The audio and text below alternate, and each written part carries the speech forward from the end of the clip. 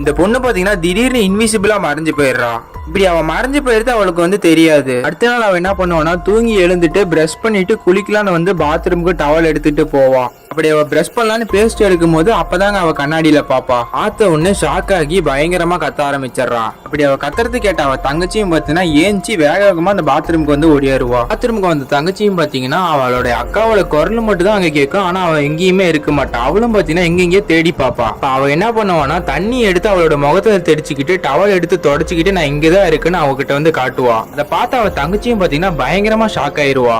இதுதான் பாத்தீங்கன்னா அவளோட ஸ்கூல்ல இன்னைக்கு பாத்தீங்கன்னா ஒரு ஃபேன்சி ட்ரெஸ் காம்படிஷன் அவ கலந்துக்க ஒரு Dress எடுத்து போடுவா. அப்படி அவ அந்த Dress எடுத்து போட்ட கொஞ்ச நேரத்திலே அவள மாதிரி அந்த Dressம் பாத்தீங்கன்னா இன்விசிபிளா மறைஞ்சு போயிடும். அதனால அவ என்ன பண்ணுவானா அவளுடைய தங்கச்சி அந்த Dress போட்டுட்டு போக சொல்லுவா. அவளோட தங்கச்சியும் பாத்தீங்கன்னா அவளோட Dress எடுத்து போட்டுக்கிட்டு ஃபேஸ்ல ஒரு மாஸ்க் போட்டுட்டு ஸ்கூலுக்கு போவா. தங்கச்சியும் பாத்தீங்கன்னா ஸ்கூலுக்கு போன உடனே இவள மாதிரி ஆக்ட் பண்ணிக்கிட்டு அவளுடைய ஃப்ரெண்டு கிட்ட போய் பேசுவாங்க. அவளுடைய ஃப்ரெண்ட்ஸும் பாத்தீங்கன்னா அவங்க அக்கான்னு சொல்லி தான் எல்லாருமே நம்பிடுவாங்க.